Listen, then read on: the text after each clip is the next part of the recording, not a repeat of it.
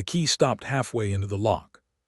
At first, I thought my hand was shaking too badly to turn it. My parents had been buried 2 days earlier, and grief had turned every ordinary movement into something slow and uncertain. I pulled the key out, wiped rain from the brass teeth with my thumb, and tried again. It would not turn. Through the narrow glass beside the front door, I could see my brother standing in the foyer of the house where we had grown up. Aaron had one hand in the pocket of his black overcoat and the other wrapped around a coffee mug that belonged to our mother. He did not look surprised to see me. He looked prepared. "You can stop trying," he said through the glass. "The locks were changed this morning." I stared at him, certain I had misunderstood. "Why?" "Because Dad was clear about the house. It stays with the son." Our father had been dead for 6 days. Our mother had been dead for 6 days. They had died in the same collision on Interstate 94, less than 3 miles from the exit they had taken for 30 years. The funeral flowers were still arranged around the fireplace behind Aaron. White lilies, pale roses, a spray of blue delphinium my mother would have called too formal. I put my palm against the cold glass. "My clothes are inside. My work files are inside. Mom's medical binder is in the kitchen." "No, they are." He nodded toward the attached garage. The side door stood open. Beyond it, half under the overhang and half in the rain, were 12 cardboard boxes and 2 black trash bags. My belongings. One box had collapsed at the bottom. A corner of my nursing diploma stuck out through wet cardboard. Another held the blue ceramic mixing bowl my mother had given me when I turned 30. It was split cleanly down the side. "Aaron," I said, and heard how small my voice sounded. "I lived here for 18 months. I took care of Mom here." "You stayed here because it was convenient." His face did not change. "And before you start with the martyr routine, I sent an email to the family explaining why I had to protect the property." My phone vibrated in my coat pocket. Then again. Then again. I looked down. A cousin in Madison had written, "Naomi, is this true?" My aunt had sent only a question mark. A woman from my parents' church had forwarded Aaron's message without comment. The subject line read, "Important family matter regarding Mom's finances." I opened it standing in the rain.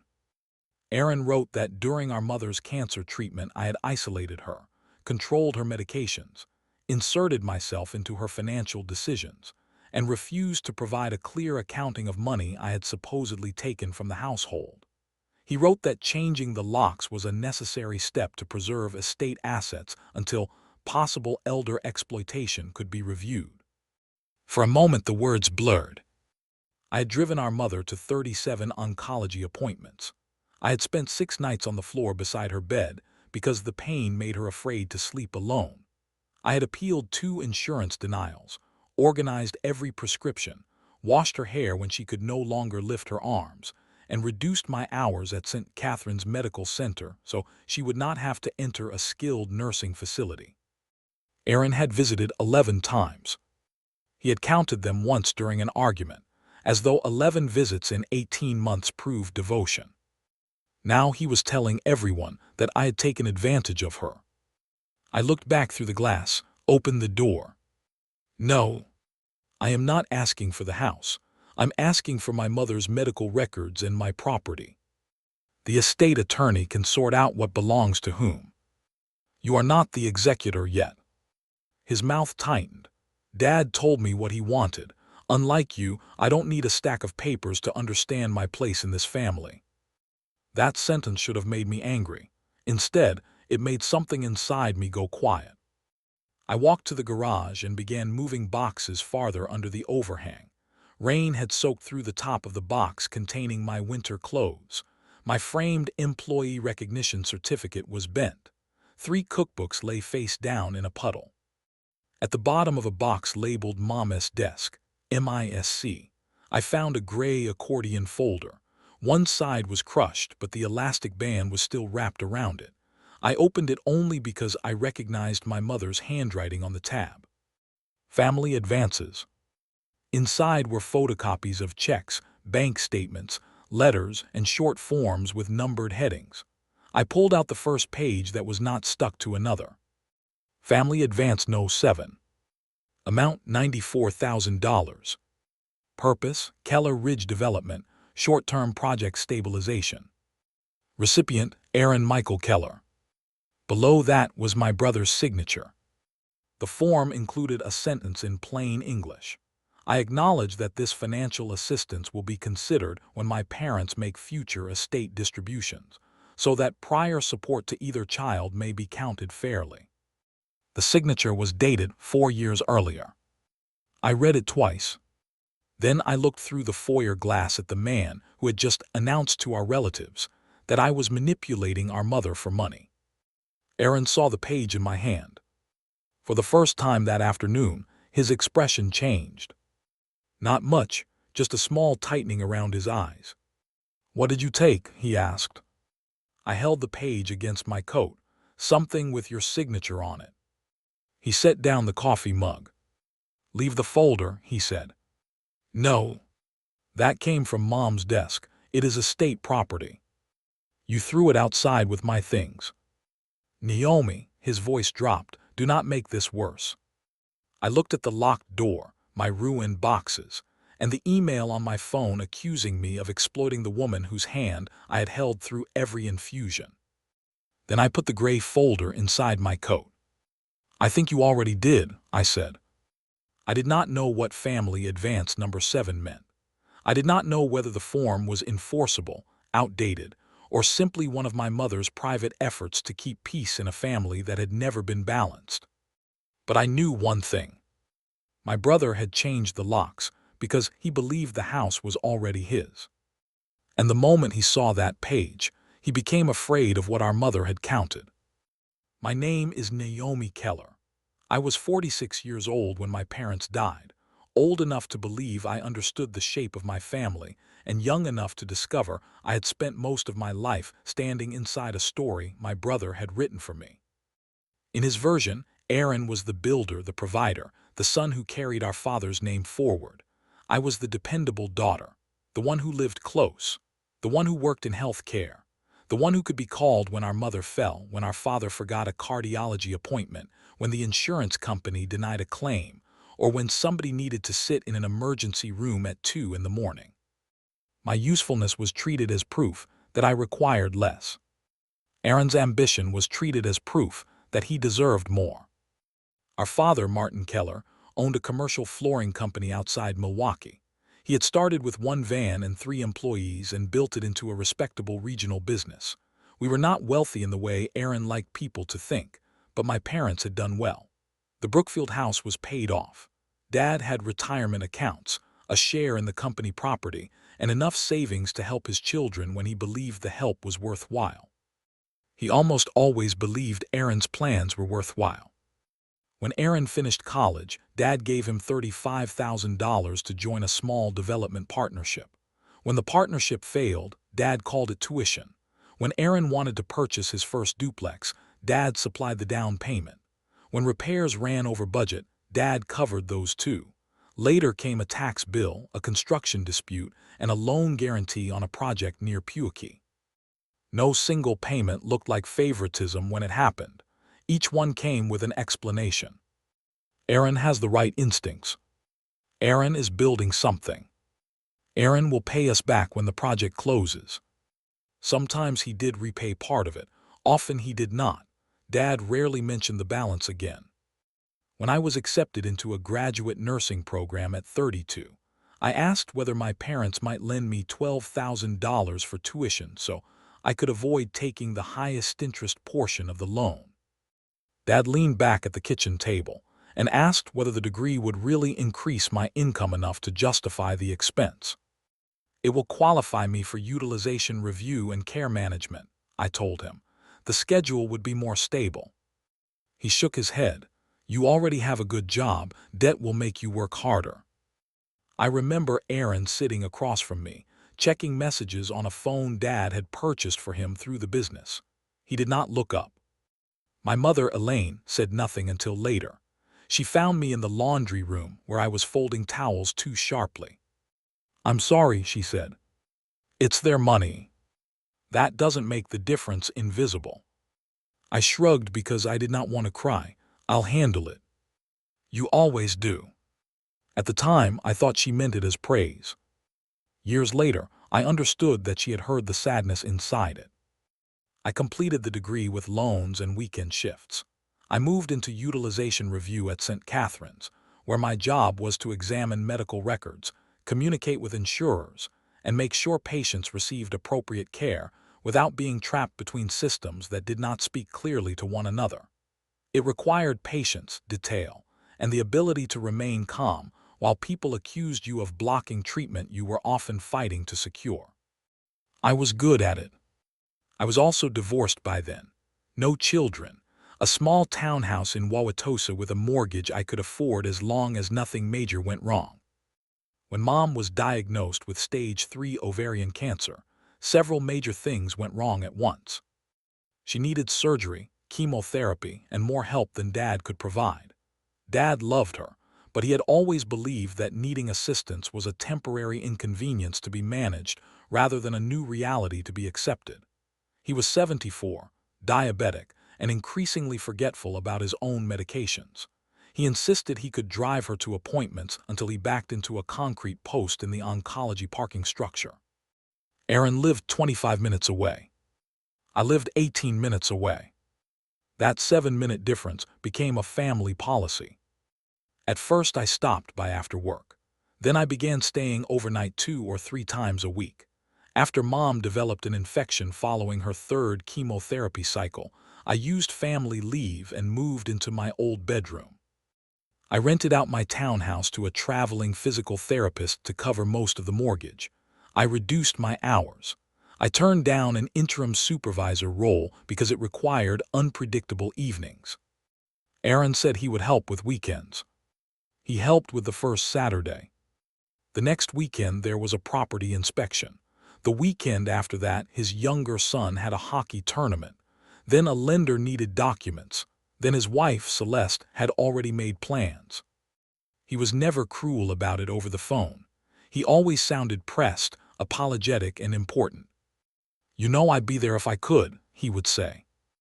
I began writing his promises on the paper calendar beside Mom's refrigerator, not because I planned to use them against him, but because otherwise Dad blamed me when no one arrived. Mom noticed. One afternoon, while I was replacing the waterproof cover on her mattress, she tapped the calendar with one thin finger. "Don't keep score for anger," she said. "I'm not." "Then why keep it?" "So I know what help is actually coming." She looked at me for a long moment. That is the only kind of counting that matters. I did not connect those words to the gray folder until after she was gone. The night Erin locked me out, my coworker Lena Ortiz drove across town in her minivan and helped load my wet boxes. Lena was 53, a discharge planning nurse with 2 adult daughters and a gift for making decisions without turning them into discussions. "You're staying with me," she said. "I can get a hotel." "You can get a hotel after you sleep, eat, and stop looking like you might pass out." Her husband had died 3 years earlier. She lived in a modest ranch house in West Alleys with a spare room she called the room where everyone temporarily gets their life together. By 10 that night, my ruined clothes were spread over folding racks in her basement. The cracked mixing bowl sat on her kitchen counter because Lena said throwing it away while I was grieving would be a felony. I placed the gray folder on the table. "You should call the estate lawyer," she said. "I don't know who that is." "Your parents never told you." "No." Lena looked toward the folder. "Maybe they told somebody." Inside the front pocket was a business card for Daniel Cho, CPA, Keller & Cho Advisory Services. I knew the name. He had prepared my parents' taxes for years and occasionally attended their summer cookouts. Beneath the card my mother had written, "Daniel has the full ledger. Call before signing anything." The words were not dramatic. That made them feel more like her. I called the next morning from Lena's driveway before work. Daniel answered on the 3rd ring. When I told him my name, he exhaled slowly. "I was expecting you or Aaron to contact me." Do you know about a folder labeled Family Advances? There was a pause. Yes. What is it? It is part of a long-running accounting your mother asked me to maintain. I should not discuss details until I confirm who has authority after your parents' deaths, but I can tell you this. Do not destroy anything, do not give the folder to Aaron, and do not sign a waiver. He already offered one. How much? $15,000. Another pause. That was quick. What did my mother do? She counted, Daniel said, more carefully than anyone realized. I went to work because grief does not suspend hospital schedules, insurance deadlines, or the need for other people's care. St. Catherine's occupied 3 connected buildings, and on winter mornings the skybridge windows turned the city into a gray watercolor. I had walked that corridor thousands of times. That morning, every person who said they were sorry made me feel less able to breathe. My supervisor, Corinne Blake, met me outside my office. Corinne was not warm in the conventional sense. She was precise, fair, and almost impossible to surprise. I trusted her more than people who hugged easily. "We need to talk before you log in," she said. The conference room door was closed. A woman from compliance sat inside with a legal pad and a bottle of water placed directly in front of the empty chair. Her name was Priya Shah. I knew her by reputation. She investigated privacy complaints, conflicts of interest, and allegations involving vulnerable patients. My stomach dropped before she said a word.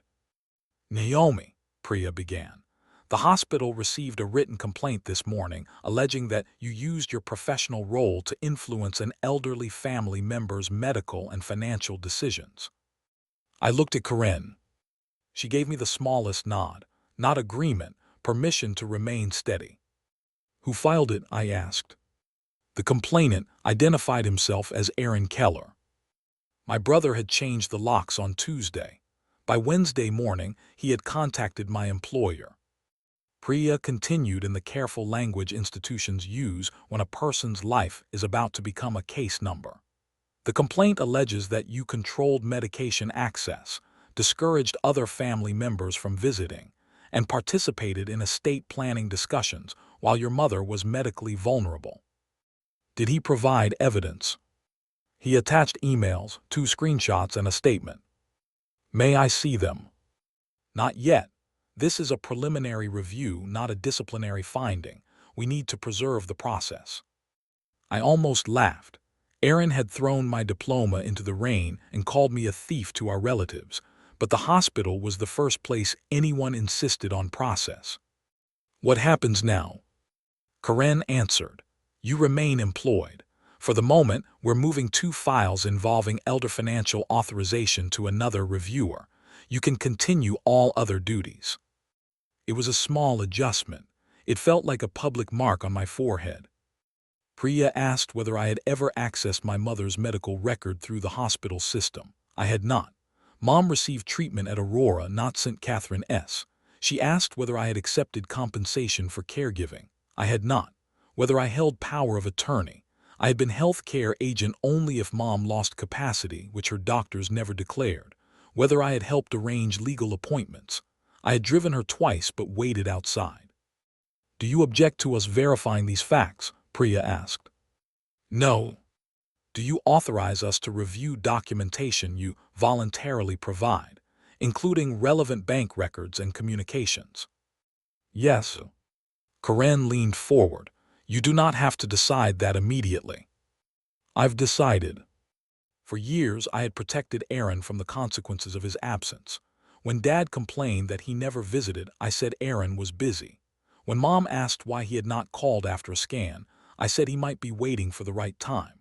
When relatives praised him for arranging a restaurant after the funeral, I did not mention that Lena and I had selected the casket, called the church, delivered Dad's suit, written the obituary, and found the insurance policies.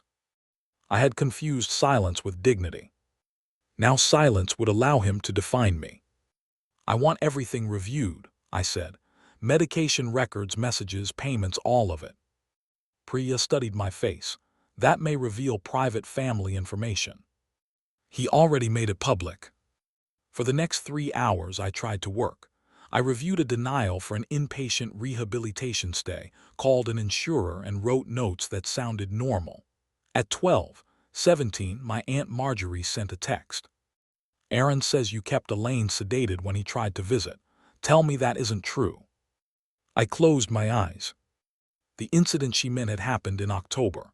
Mom had received an anti-nausea medication and a low-dose opioid after a procedure. Aaron arrived without calling, bringing 2 prospective investors who wanted to see Dad's workshop and discuss a development opportunity. Mom was vomiting and barely awake. I asked him to come back another day. He told the family I had refused him access. I typed 3 explanations, deleted all 3, and wrote, "The hospital is reviewing his claims. I will cooperate fully and share verified information when appropriate." It sounded cold. It was also the first message I had sent without begging to be understood. At lunch, I called Daniel Cho again. This time he gave me the name of my parents' estate attorney, Rebecca Sloan. She had been notified of the deaths but had not yet received certified copies of the death certificates. Rebecca's office was in a low brick building near the Waukesha County Courthouse. She agreed to meet that afternoon. I expected dark wood, leather chairs, and the solemn atmosphere people associate with inheritance. Her office contained a standing desk, 2 metal filing cabinets, and a dying pothos plant. "I'm sorry about your parents," she said. "Both of them were clients. Your mother was the one who asked the detailed questions." I placed the gray folder on her desk. Rebecca did not touch it immediately. "Where did you find this?" "Outside the house. Aaron boxed it with my things." "Did he know you took it?" "Yes." "Has he asked for it back?" "Through the locked door."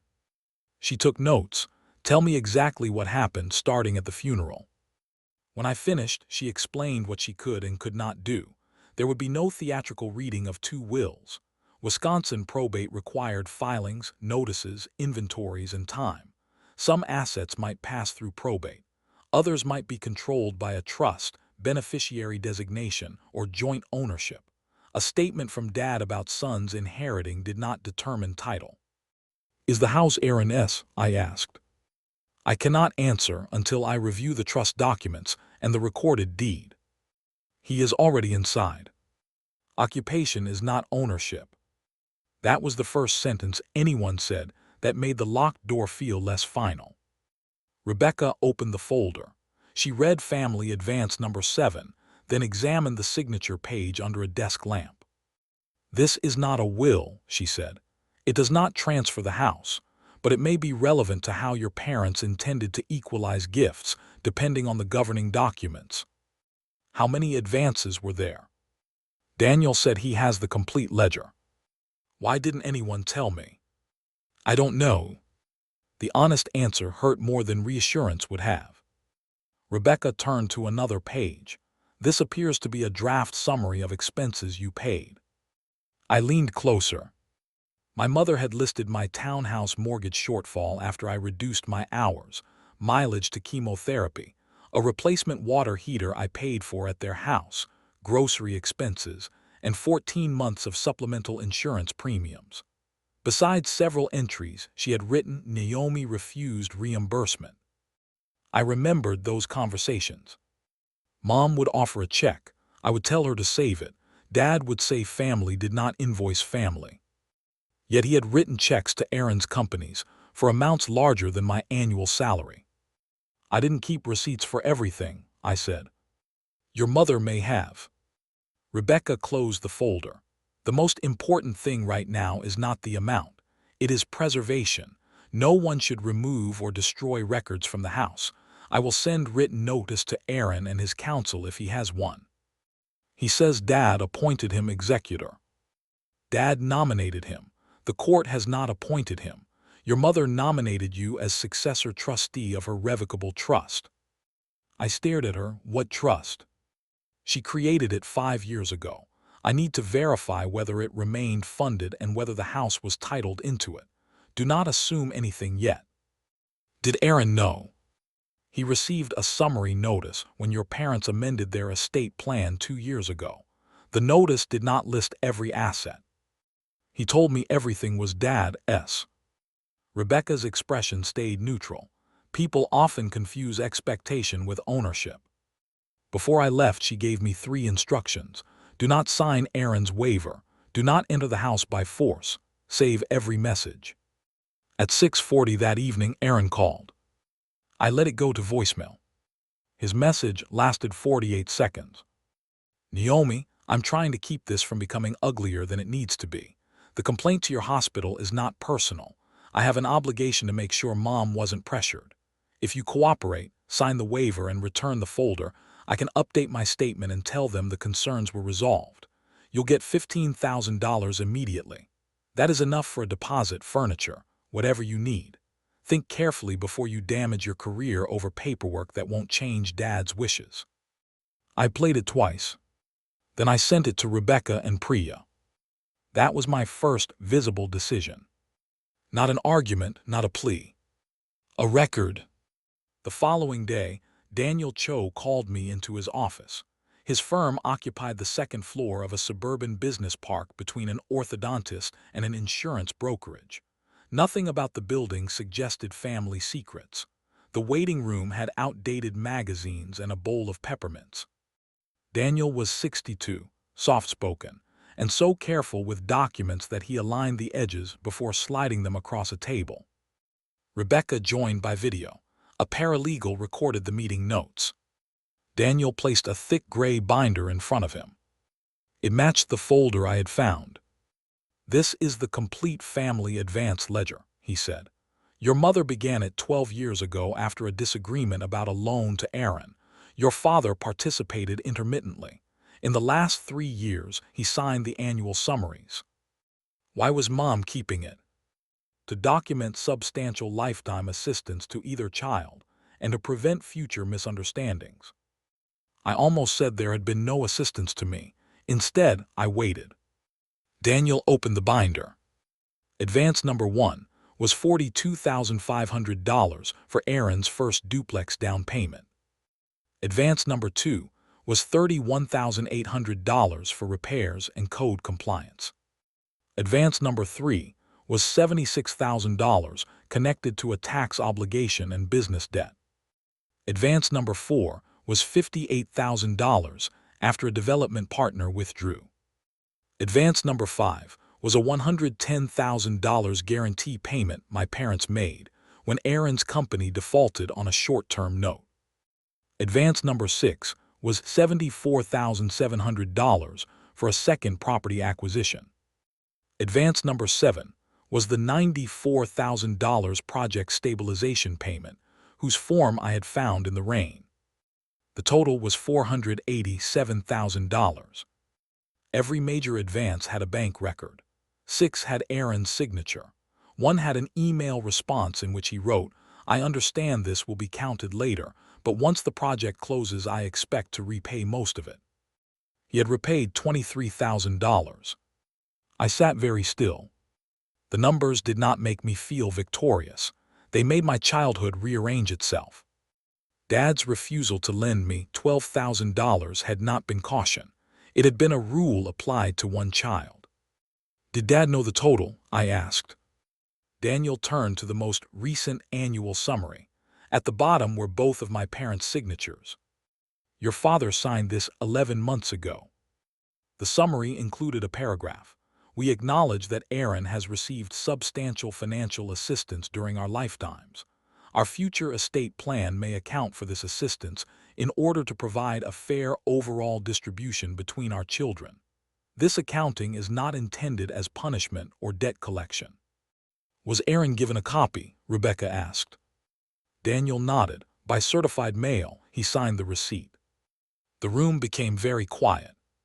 My brother had not changed the locks because he believed there were no records. He had changed the locks because he knew there were. What is this section? I asked, pointing to a blue tab labeled Naomi, Contributions and Care. Daniel opened it. There were no fictional caregiver wages, no inflated hourly calculations. My mother had recorded only verifiable expenses I paid and income I lost after reducing my schedule. The current total was $61,420. Some entries were estimates based on pay stubs, others were exact.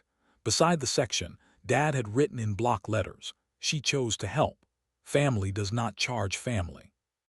Underneath, in Mom's handwriting, were 6 words. "Then family should not exploit that choice." I touched the page. Daniel looked away to give me privacy. "Does this mean I inherit the house?" I asked after a moment. "No," Rebecca said from the monitor. "The ledger does not decide that. It tells us your parents intended prior assistance to matter. We still need the trust and deed records." "Then what does it change now?" Daniel folded his hands. "It changes the moral claim Aaron is making. He is presenting himself as the child who received nothing, and you as the child who manipulated your way into an inheritance. The records show something very different." It was the first time anyone named the real issue. Aaron had not only taken my home, he had taken the story of what happened and placed himself in the role of protector. The ledger threatened that role. When I returned to Lena's house, a certified letter was waiting on the porch. Aaron's attorney demanded the return of estate documents wrongfully removed from the decedent's residence and warned that my possession of them could be raised in probate court. Rebecca responded within an hour. The records had been discarded with my personal property, copies were preserved, and the originals could be transferred to a neutral custodian after an inventory. Aaron texted me directly at 9:12 p.m. "You are turning a family matter into a legal war." I wrote back, "You contacted my employer before I contacted your lawyer." 3 dots appeared, disappeared, appeared again. Finally he wrote, "Sign the agreement and this ends." I saved the screenshot and did not answer. Over the next 10 days, my life divided into 2 parallel investigations. At the hospital, Priya Shah reviewed the complaint. At Rebecca's office, the estate documents were gathered, certified, and compared against county records. The same facts seemed to carry different names depending on which room I entered. At work, they were allegations, access logs, medication controls, and conflict disclosures. In the legal process, they were deeds, trust certificates, beneficiary forms, and lifetime advances. In my family, they were simply proof of who could be believed. The hospital investigation moved first. Priya asked me to provide my personal bank statements for the 18 months I lived with my parents. I redacted unrelated purchases but left every transfer involving them visible. There were recurring payments from me to the household account for groceries and utilities. There was a $6,800 charge for the replacement water heater. There were pharmacy purchases, parking receipts, and a payment to a medical transport company after Dad's driving accident. There were no payments from Mom to me. The only check she had written in my name was for $2,000, marked reimbursement for insurance premium. It had never been deposited. I found it folded inside the medical binder, after Aaron finally allowed a neutral inventory team into the house. He did not attend the inventory, his attorney did. The house smelled faintly of furniture polish and old coffee. My parents' shoes still sat on the mat by the garage. Dad's reading glasses lay on the arm of his chair. Mom's cardigan hung over the kitchen stool where she had left it the morning they died. For several minutes I could not move. Then I remembered why I was there. A court-approved special administrator had not yet been appointed, so Rebecca arranged for a professional estate inventory company to photograph the rooms and secure relevant papers by agreement of both attorneys. Aaron had removed some personal clothing but claimed he had taken nothing else. In Mom's file cabinet, we found medication schedules, insurance correspondence, and a folder from Harbor Home Care, the agency that supplied a nurse twice a week after chemotherapy.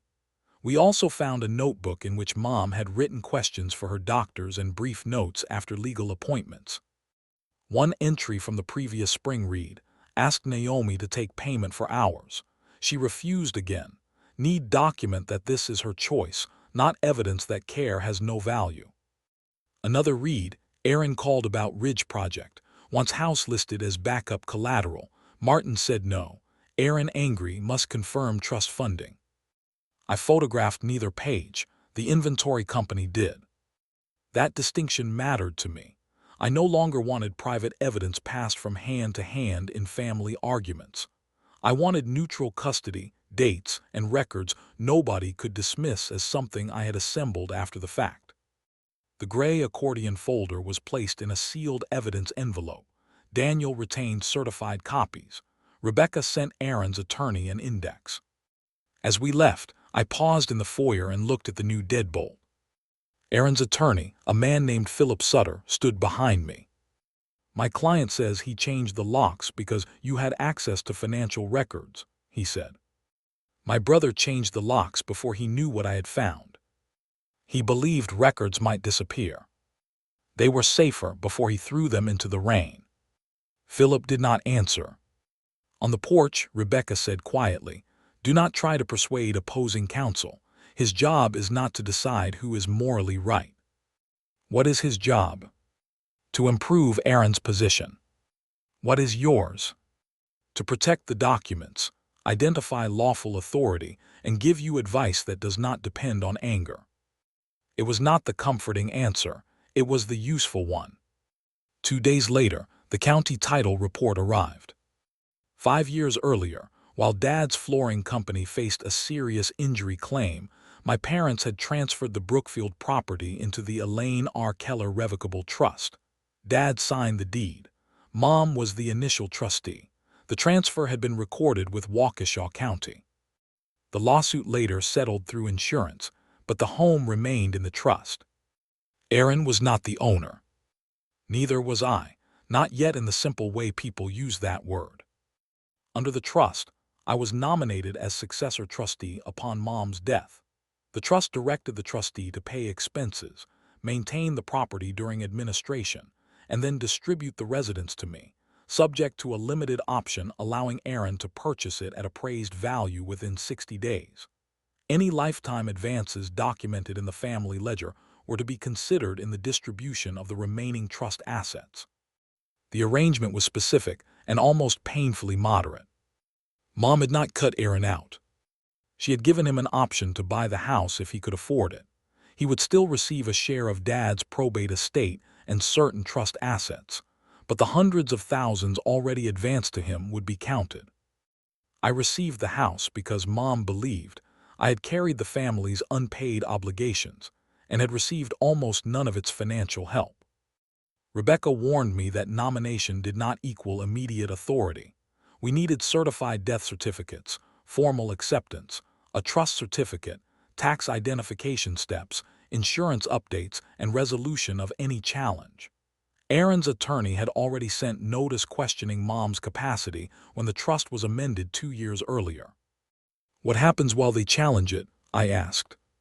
"We may seek instructions from the court if necessary. For now, neither side should sell, mortgage, or materially alter the property. So he cannot live there as though it is his." "He should not. We will request that he vacate or enter a written occupancy agreement." The request produced Aaron's first direct visit to Lena's house. He arrived on a Sunday afternoon in a charcoal SUV and stood on the walkway without coming closer. Lena watched from the living room window with the curtain held 1 inch open. I stepped onto the porch. Aaron looked older than he had at the funeral. There were dark crescents under his eyes, and the confidence in his posture seemed held together by effort. "You're forcing me out of Mom and Dad's house," he said. "You forced me out. I was securing it. You moved your clothes into Dad's closet."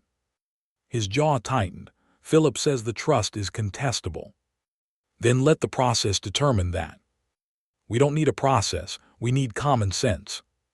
Common sense would have been waiting longer than 2 days after the funeral to change the locks. He looked past me toward Lena's house. "You enjoy having an audience now." "No, I enjoy witnesses." That landed harder than I expected. Aaron lowered his voice. "I know about the ledger. Dad never meant for those payments to reduce my inheritance dollar for dollar. Most were business investments." "Then why did you sign the forms?" "Because Mom put papers in front of everyone.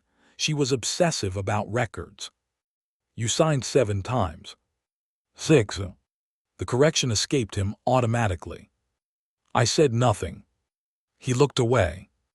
It was a tiny moment, but it told me more than another hour of argument. Aaron knew every advance well enough to dispute the count.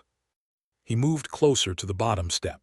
Naomi, the house is worth almost $700,000. You cannot maintain it on your salary. I maintained it while caring for Mom. That is not what I mean. Taxes, repairs, insurance. You're not thinking like an owner. You were thinking like one before the title report came back. His face hardened. I have a development schedule tied to this. What does that mean? It means I made plans based on what Dad promised. Did you pledge the house? No. The answer came too quickly. Did you tell someone it would be available? He shoved his hands into his coat pockets.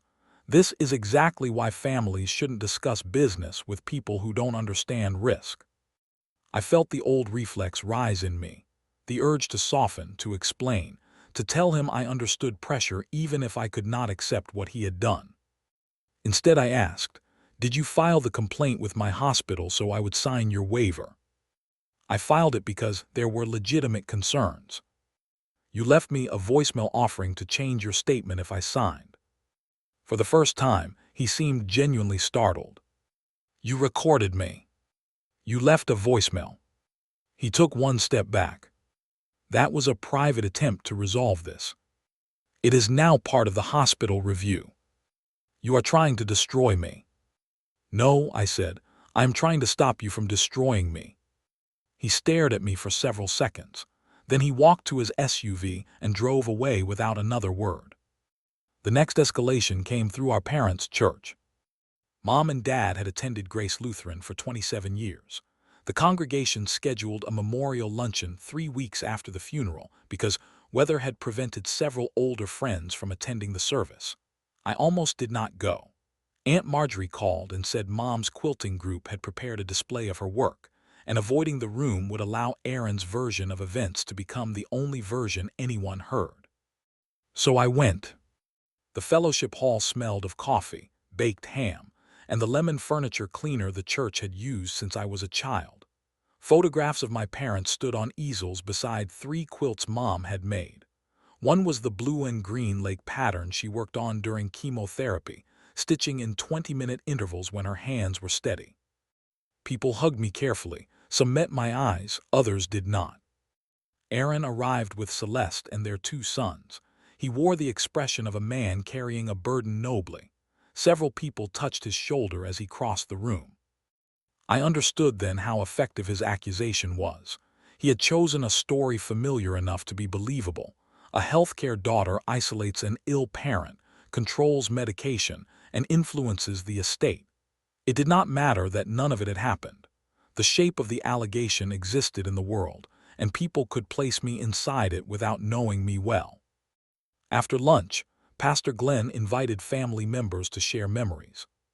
I spoke about Mom teaching me to sew a straight seam and Dad letting me sort flooring samples in the warehouse. I did not mention the dispute. Aaron spoke last. He began with grief. He described Dad's work ethic and Mom's generosity. Then his voice changed. Our family is facing questions none of us expected, he said. I wish we could grieve privately, but sometimes protecting a parent's wishes requires difficult action. My stomach tightened. He held up his phone. I have messages showing that decisions were rushed while Mom was in treatment. In one, Naomi wrote, "We need to get this signed before Aaron comes over." I don't know what document she meant. That is why I asked for a review. A murmur moved through the hall. I remembered the message, but not the context. Aaron continued, "This is not about money. It is about whether vulnerable people were pressured." The lie was so disciplined that for a second I admired it. He did not call me a thief. He did not say I forged anything. He only placed a sentence in a room full of grieving people and allowed them to complete the accusation themselves. Aunt Marjorie turned toward me, hurt and confused. Pastor Glenn stepped forward. "Aaron, this may not be the appropriate setting." "I agree," he said solemnly, "but silence can also cause harm." I could have stood up and shouted about the $487,000. I could have told everyone he had threatened my job, changed the locks, and tried to buy my signature for $15,000. Instead, I asked one question. Will you provide the complete message thread to the hospital and the attorneys? His eyes met mine. If requested. It has been requested. Celeste leaned close to him and whispered something. Aaron put his phone away. That evening, 3 relatives stopped responding to me. A former neighbor sent a message saying she would pray that the truth came out. Aunt Marjorie called and asked what document Mom had signed. I don't know which message he showed, I said. You wrote it. I wrote hundreds of messages during treatment. Did you pressure her? No. Then explain it. I will when I have the full thread. Her silence sounded like disappointment. The next morning, Philip Sutter filed a petition seeking temporary restrictions on trust administration, while Aaron challenged Mom's capacity. He did not ask a judge to give Aaron the house.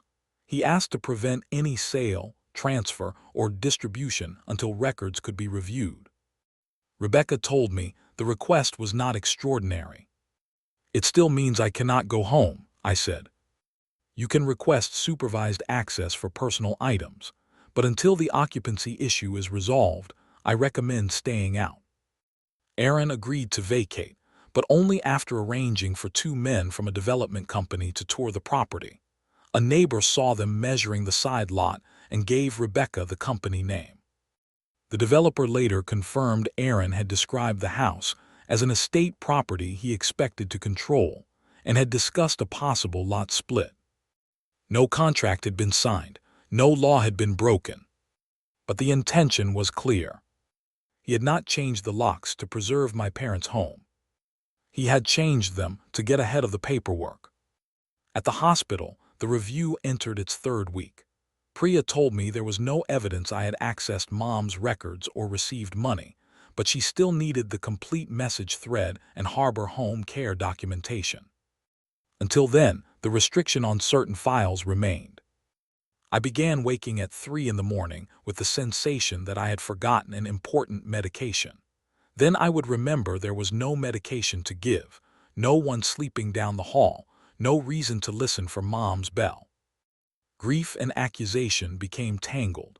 I could not defend myself without opening the most private months of my mother's life.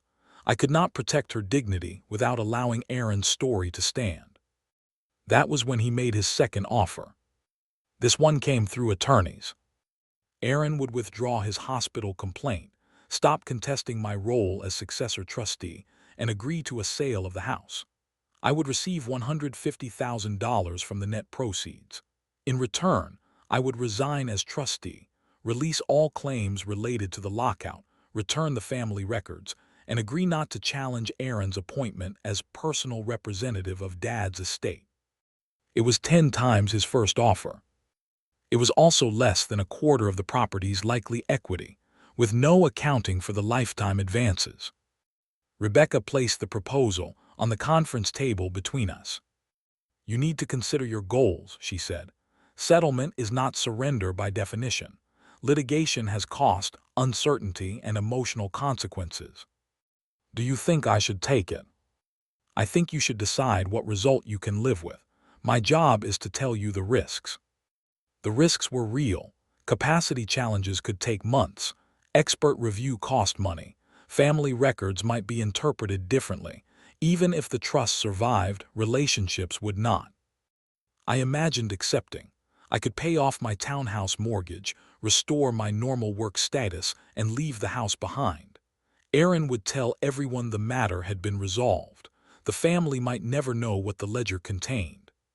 For one tired hour, the offer felt like peace. Then I read the confidentiality paragraph. It prohibited me from disclosing the amount or existence of Aaron's lifetime advances to family members, business partners, creditors, or any community or professional contact. He did not only want the house. He wanted the story sealed. I looked at Rebecca. Can we request the complete text thread, Harbor's notes, and the documents Mom signed on that date before I respond? Yes. Then my answer is no for now. Because of the money. Because he wants me to carry his accusation in silence. That afternoon, Harbor Home Care located an archived paper chart from the month of Mom's trust amendment.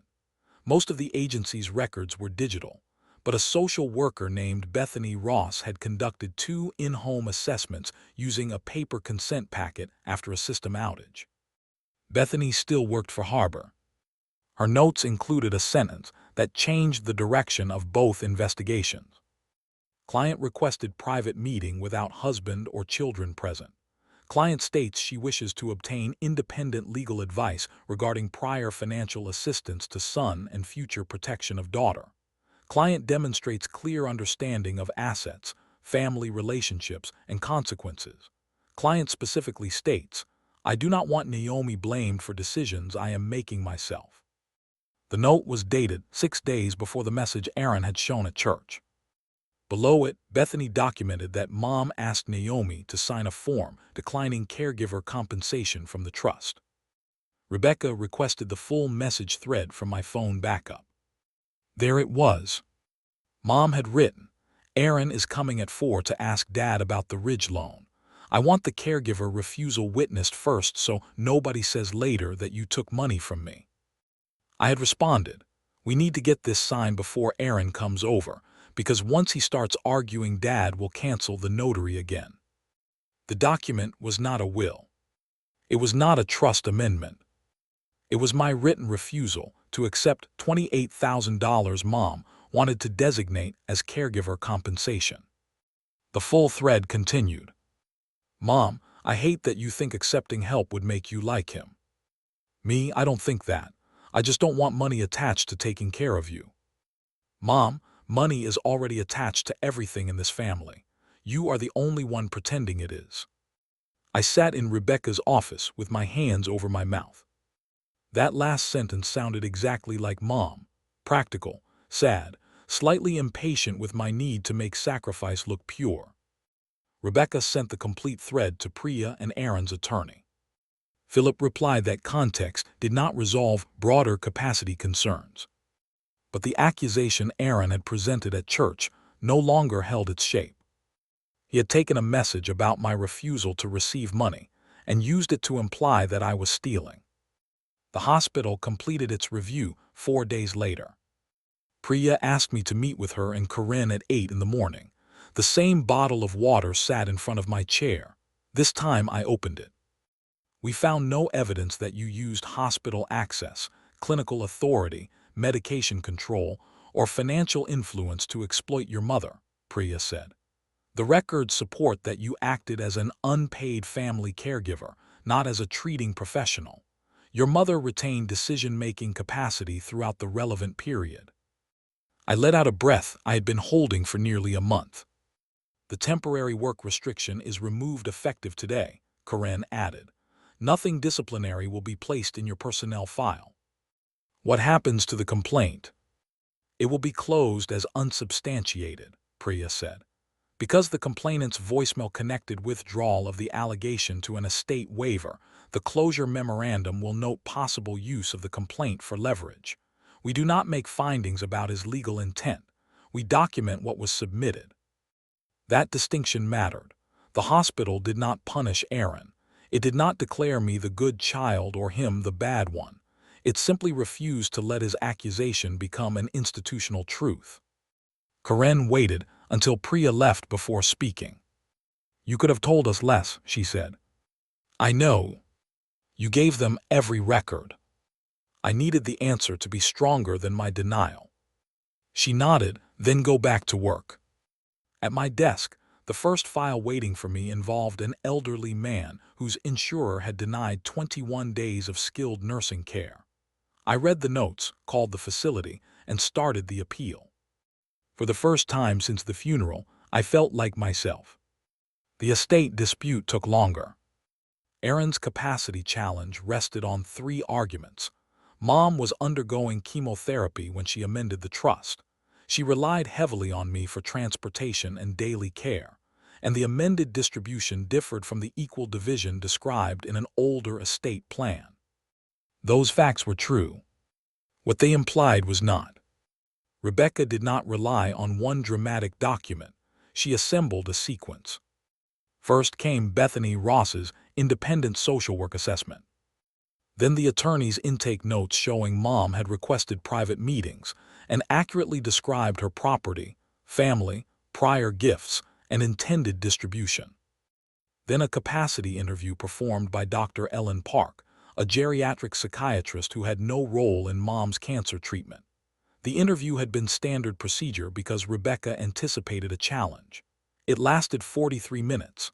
Mom identified the house, accounts, business interests, both children, the amounts previously advanced to Aaron, and the reasons she wanted those amounts considered. She did not sound angry. That surprised me when I watched the recording in Rebecca's office. Mom wore a lavender cardigan and a scarf over her thinning hair. Her face looked tired but alert. Dr. Park asked what she hoped the plan would accomplish.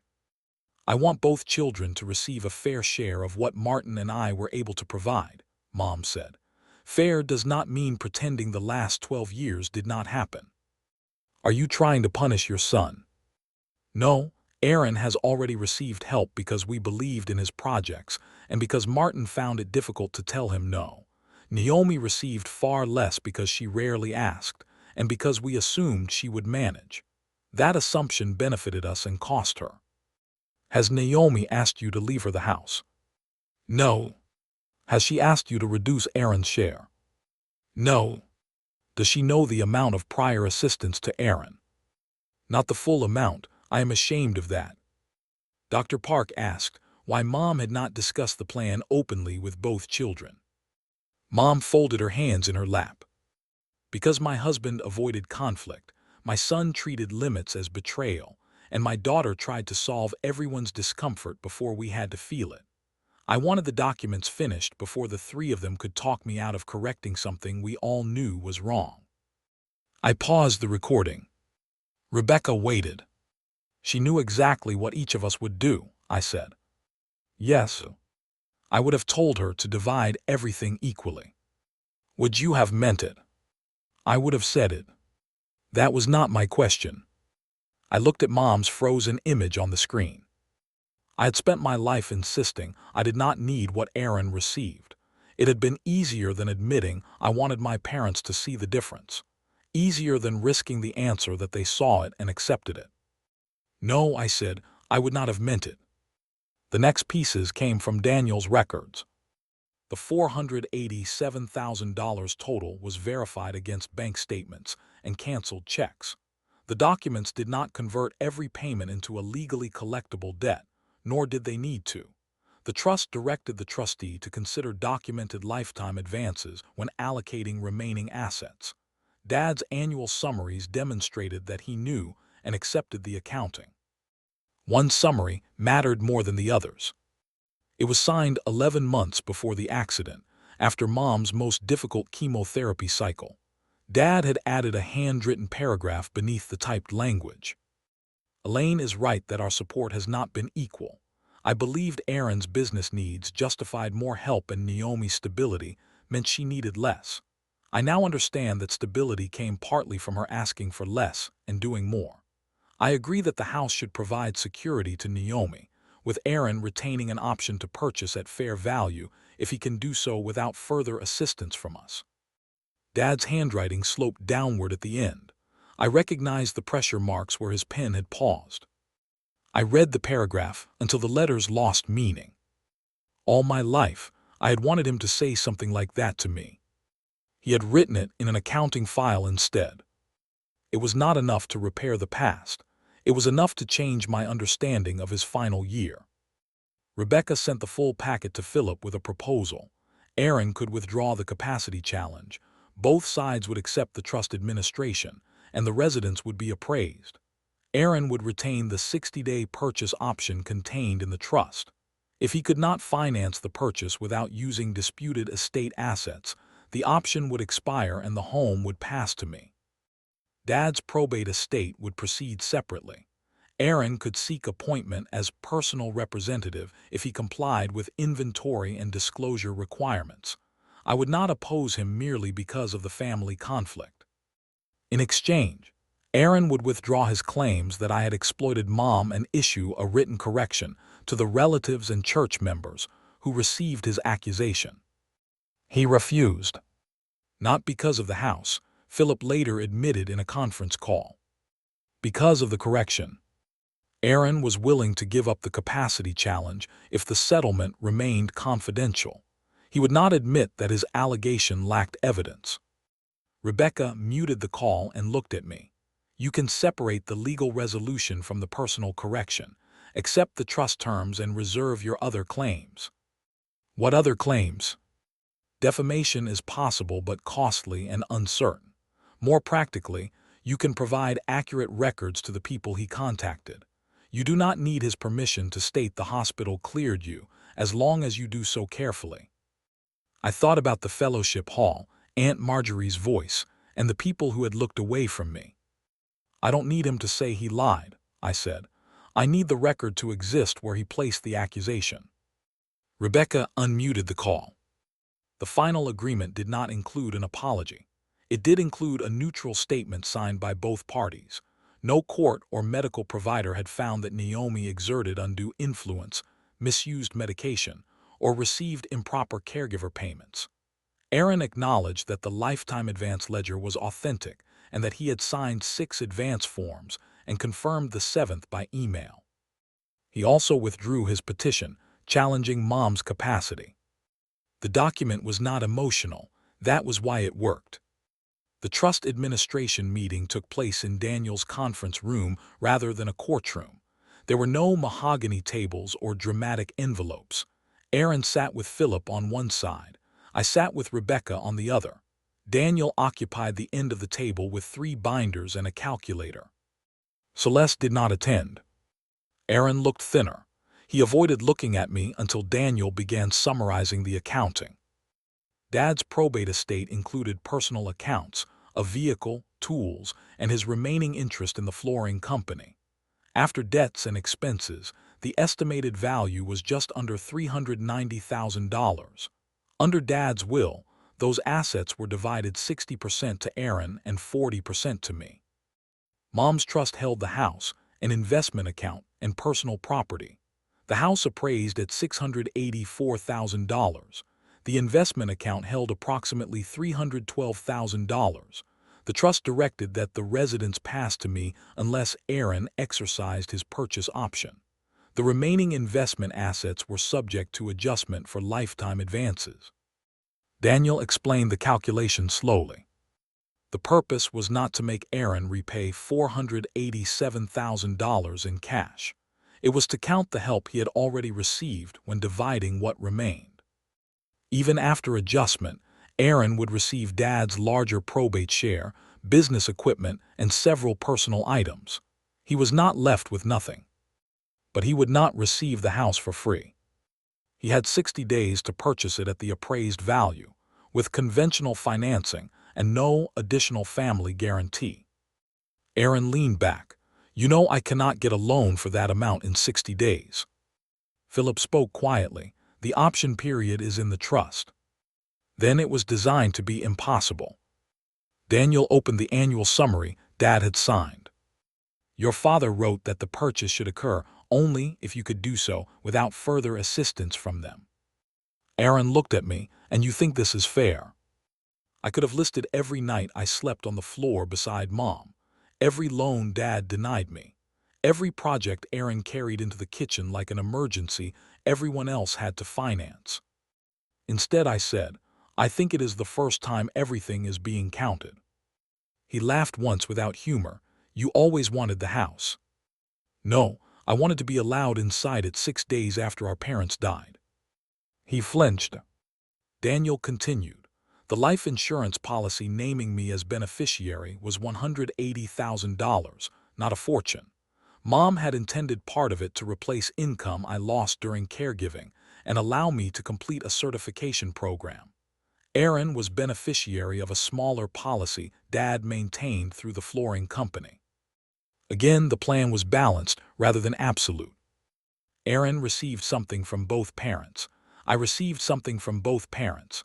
The difference was that his prior support was no longer invisible. Philip asked for a short break.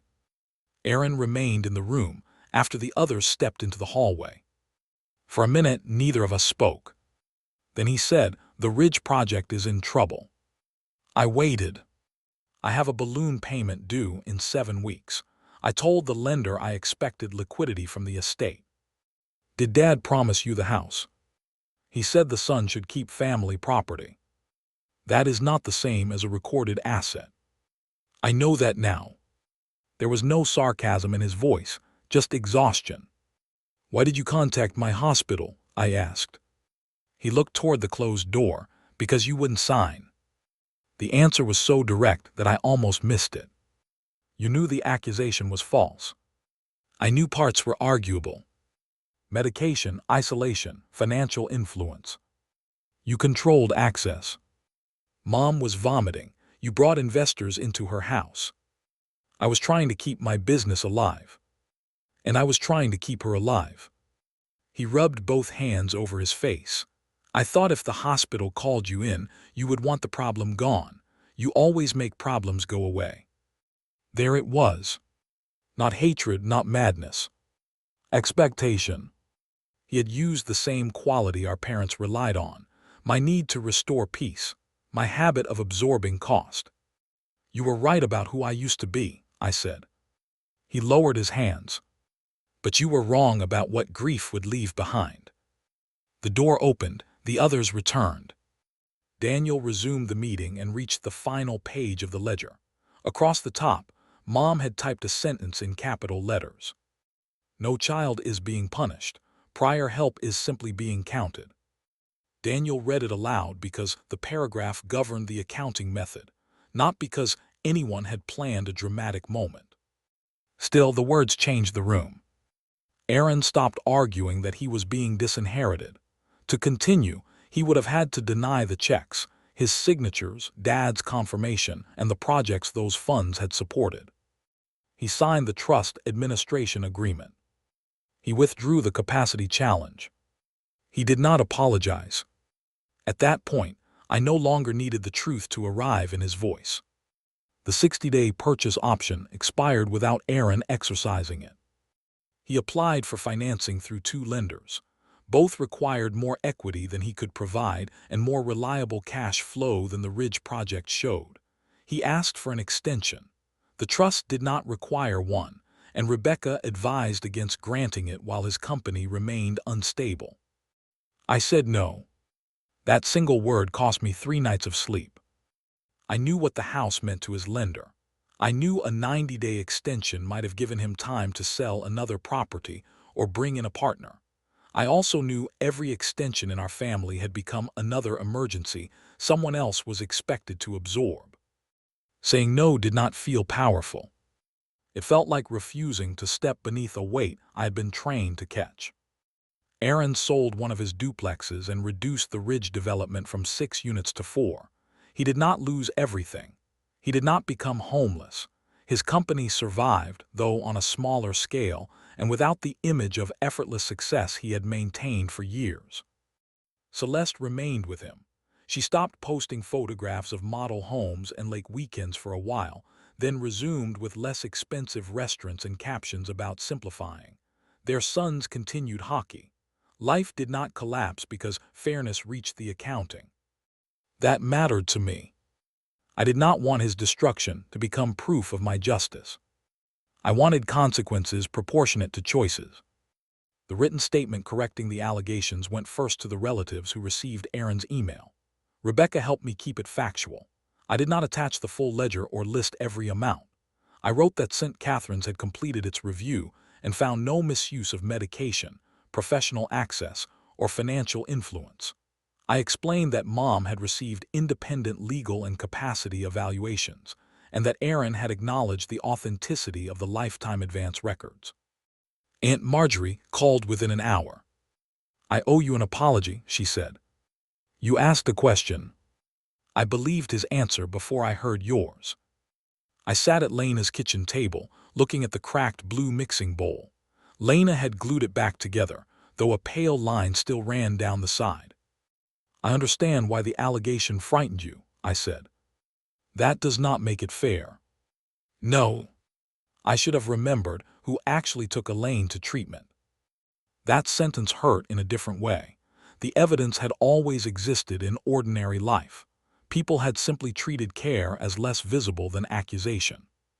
Pastor Glenn allowed the same neutral statement to be read at a church council meeting and printed in the congregation's private newsletter because Aaron had made his claim during a memorial event.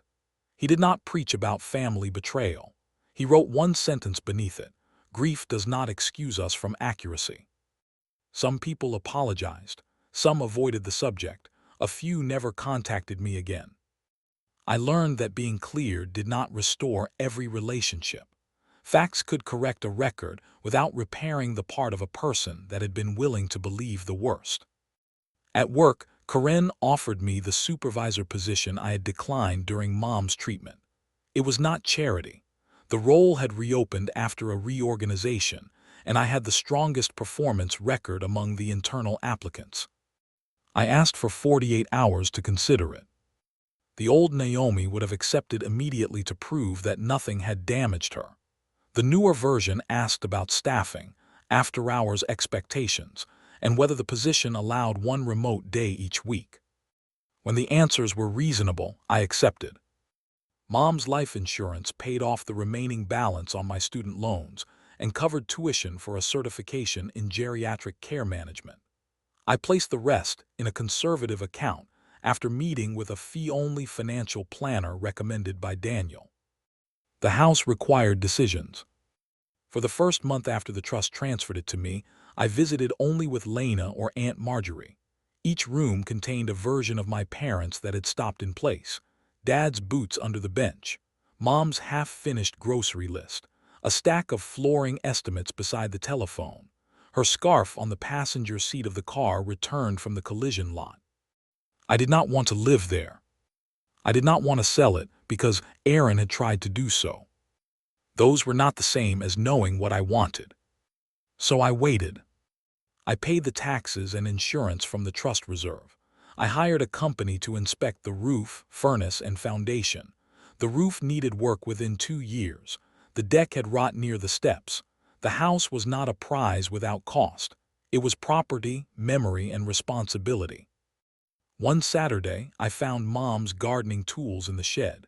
She had planted lavender along the back fence, though Wisconsin winters were hard on it. Several plants had died. Others showed gray-green growth near the base.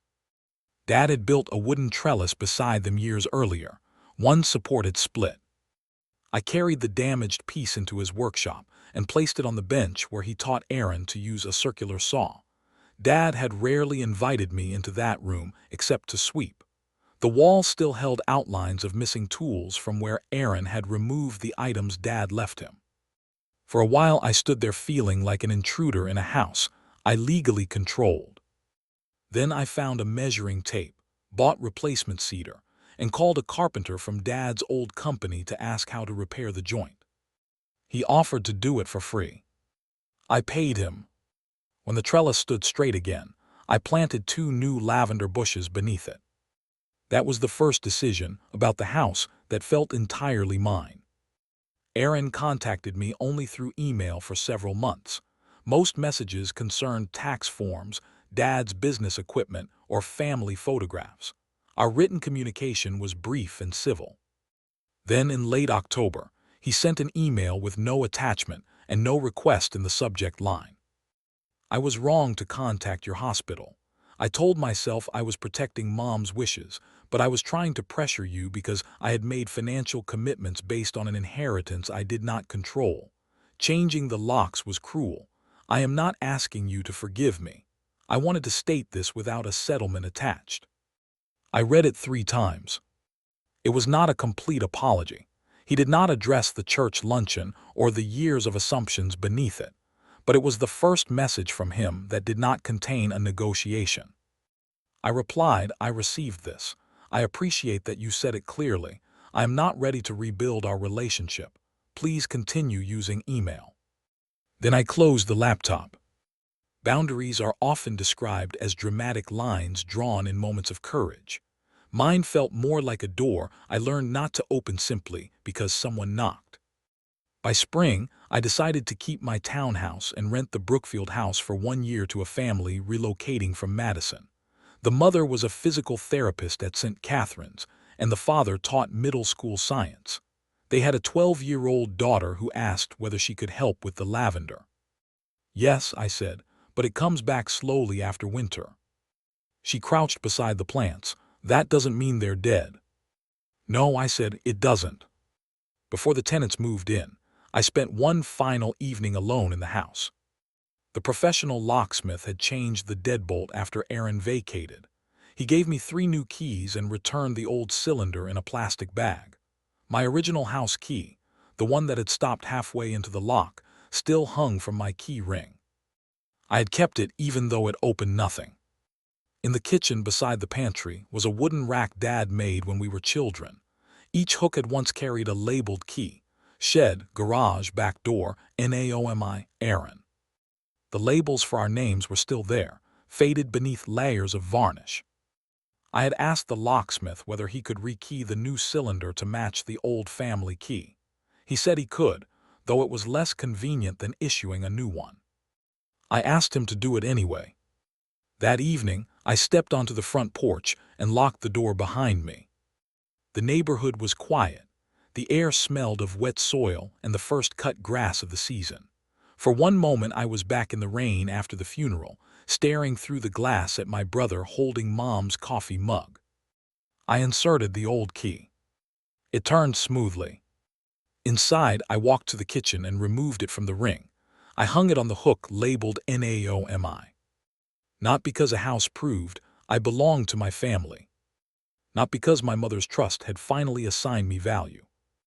The house, the insurance, and the corrected accounting could not give me what I had wanted as a child. They could not make every dinner equal, return the promotion I gave up, or place Dad's written admission into a conversation we could still have.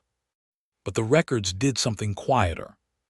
They refused to let sacrifice disappear simply because it had been offered without an invoice.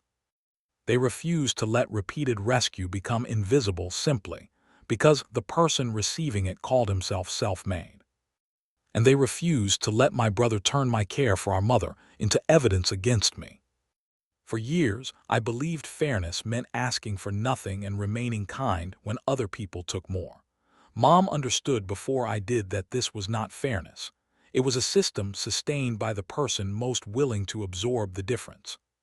She did not leave me a fantasy in which I won everything and Aaron lost everything. She left an accounting. She counted what had already been given.